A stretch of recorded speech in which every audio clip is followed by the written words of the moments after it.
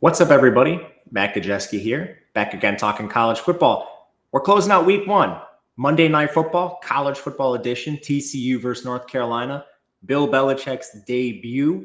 Before we get started, if you like this content, please subscribe, leave a like. That helps us a ton. Can't stress that enough as we try to stay afloat here during the college football season. If you've done that, thank you. It is free. Leave a comment if you have suggestions about the video. That also is very helpful for me. Last thing, if you or someone you know has a gambling problem, please call or text 1-800-GAMBLER. All right. The Monday Night Football game, TCU takes on North Carolina. It is a 3.5-point spread. And the total is 55.5, 56 in some spots. Basically, a lot of change for the North Carolina side, and TCU is coming in relatively intact. Their coaching staff is back. One of the few teams in the country that returns head coach Sonny Dykes. He's got both his coordinators back. Kendall Briles is his OC. And starting QB is back. So one of the few teams in the country that can boast that. This is a pass-heavy team. 56.5% pass rate. That was 15th in the country. They were also 31st in pace. North Carolina is the opposite, a team going through an immense amount of change. Bill Belichick comes in, dipping his toes into the college ranks, brings a lot of NFL experience with him, including Freddie Kitchens, who was actually on staff last year coordinating the run game. Brings in his son, Steve Belichick, formerly the DC of Washington. He's coming across the country, bringing some players with him. This team last year had a 46.5% pass rate that was 75th, at least some of that influenced by losing their starting quarterback in week one, and 45th in pace. My expectation for North Carolina is that they play a little slower, probably going to remain run heavy because of their quarterback, but we'll see on that where it comes out. As far as player personnel, let's start with the TCU side. They have Josh Hoover back, one of the best pure pocket passers in the country, and he's reliant on that. He had negative 17 yards rushing last year, which, all right, sacks are included.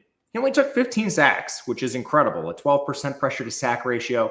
That speaks to just his unwillingness to run. He does have to do everything from the pocket. Fortunately, he's extremely good at that. 66.5% completion percentage, 3,949 yards with 8.4 yards per attempt. 18 turnover-worthy plays. You could clean that up a little bit, but I mean, Hoover was awesome. Quick time to throw. Finished QB 21 last year.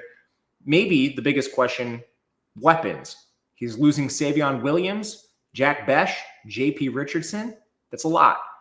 Eric McAllister is back. He was their wide receiver 4 last year. Erupted in the bowl game. The former Boise State transfer still had 762 yards as a rotational player.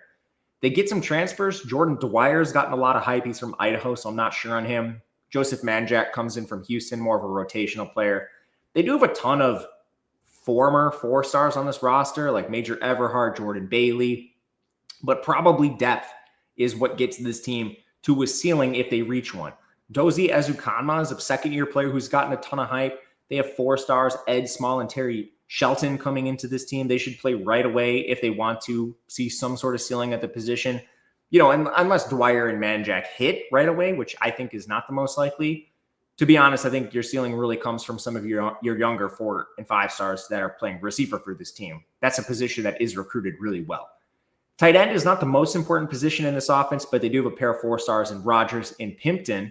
So this is a pretty good unit of skill players, even with the departures. Running back, Cam Cook is gone. Savion Williams is gone. They are going to use the committee. Jeremy Payne's a former 4-star. Kavorian Barnes from UTSA, and then Palmer and Battle sort of rounded out. I'm not sure what we get there. Offensive line was pretty good last year, 46th in pass blocking, 85th in run blocking. They're losing 2 starters, including their center, James Brockermeyer, who's transferring to Miami. They have 3 starters back. Carson Bruno, Colton Deary, and Ben Taylor Whitfield. Taylor Whitfield has gotten more hype than any tackle who's played this bad that I've ever seen. Not sure if he makes a jump or not. Everyone loves him except for me in the efficiency metrics. He's had a real rough go to the start of his career, but that's 3 starters back. Plus, Remington Strickland played nearly 400 snaps. Cade Bennett is a former starter who didn't play last year. There's actually a decent amount of returning experience. Plus, Tobias Stepes is a 4-star. They've got a lot of guys on this team that are talented. I'm not saying they'll take a step forward, but I wouldn't be terribly surprised.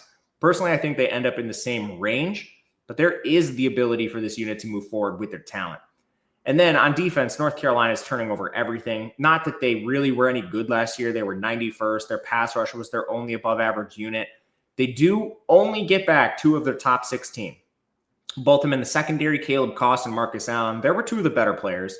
Will Hardy also played nearly 300 snaps back there. But like most of the positions on this team, you're going to the portal. Thaddeus Dixon from Washington, Peyton Waters from Washington. Those are the 2 best transfers, I think. Maybe Gavin Gibson for East Carolina. I'm not super impressed with this secondary. And it probably takes time to gel. So I'm sort of thinking Hoover probably moves the ball on this team with Will. At Will, he's faced better defenses than this. Will they generate pressure or anything? I think that's possible. Mekhi Gabayer comes in from Nebraska. Andrew Simpson from Boise State. Kamari House from Washington. That's a good linebacker unit. The defensive line, I'm just not sure. They have 2 Penn State guys in Smith Vilbert and Joseph Mapoy. Neither of them have played much at all. Injuries have been a problem. DeAndre Robinson comes in from Florida. I think the TCU offensive line wins over this North Carolina defense, but that remains to be seen. All this to say, I'm in on the TCU offense having success against North Carolina. On the other side, Gio Lopez comes in at QB. He's coming from the G5, South Alabama. He's 6 feet 220, completed 66% of his passes, 8.2 yards per attempt, 13 turnover-worthy plays. That was pretty good. He's extremely mobile, 5.7 yards per carry, doesn't take a lot of sacks, 12.5% pressure to sack ratio, finished QB 31. Now, his OC was elite, and he was playing in the G5. So you're immediately dealing with some concerns in level of competition and new play caller in Freddie Kitchens. Your skilled players at North Carolina, running back is worse. Omarion Hampton is gone, first-round NFL pick. You're moving to Davion Gauss and Caleb Hood. These are not elite recruits. Like Gauss is a 3-star. Hood has been with this team for years. Now, Gauss looked decent on a very small sample, but I'm not in the business of betting on like mid recruits in Power 4 programs. We'll see what he can do. He's probably going to get the workload, so maybe he looks good from a volume perspective. But yeah, there's certainly concerns with this. From there, receivers J.J. Jones, McCollum, and Hamilton are gone. They need their 4-stars Jordan Shipp and Culliver to step up at some point because I think we've seen enough Kobe Pacer to know that he's probably not improving a ton on his 396 yards from last year. This guy's been with the team forever and never really done much. They do bring in Nathan Leacock from Tennessee. He's a 4-star. Adrian Wilson's a freshman 4-star. They were able to flip, as well as Alex Taylor. Tight end probably is a little worse with Nesbitt and Copenhaver gone. Jake Johnson comes in. He was previously decent with Texas A&M, but he was on the team last year. I think at best you're hoping to tread water in your skill position players, and I'm arguing they're worse with Hampton gone and some of those receivers. The offensive line, they're losing their 2 best players, especially Willie Lampkin, a smaller, undersized lineman, but man, was he scrappy. They were 49th in pass blocking, 29th in run blocking. They do have some good starters back. Trevion Green, Austin Blasky, Aiden Banfield, all above average. 8 transfers come in. This unit should be good.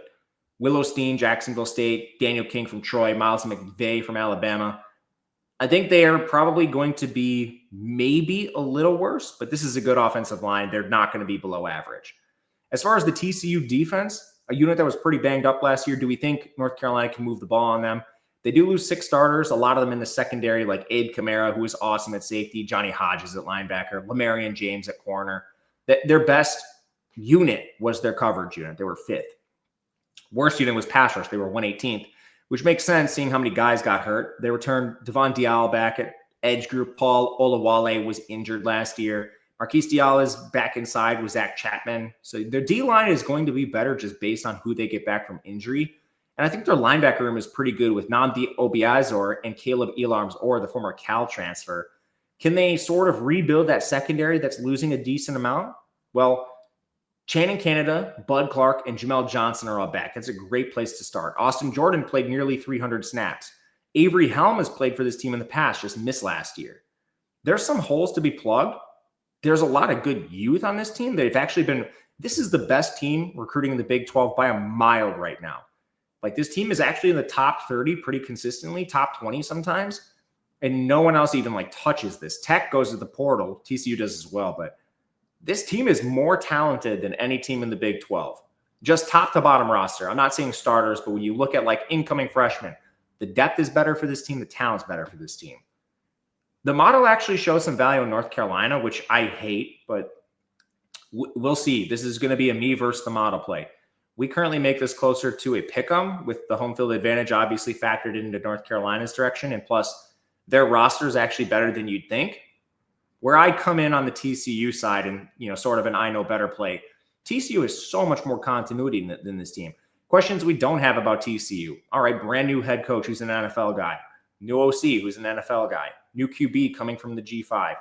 A team loaded with transfers, losing 14 of your top 16 defensive players. I think Josh Hoover and this offense moved the ball in North Carolina. Right now, this is a lean only because I want to see if this tests 3. Right now, in the market, it's pretty even. You're not looking at juice either direction. If this gets to 3, auto taking TCU. But right now, no real reason to test this number at 3.5. You're no man's land outside the key number. So we'll wait and see if it pops. I don't think it will, but if it does by chance, taking it right away. If not, we'll probably just lay the 3.5. But that'll do it for us today. Thank you all for watching. If you have any feedback, please leave it below. Otherwise, we'll be full speed ahead with week 2 next week. Until then, good luck. We'll see you later.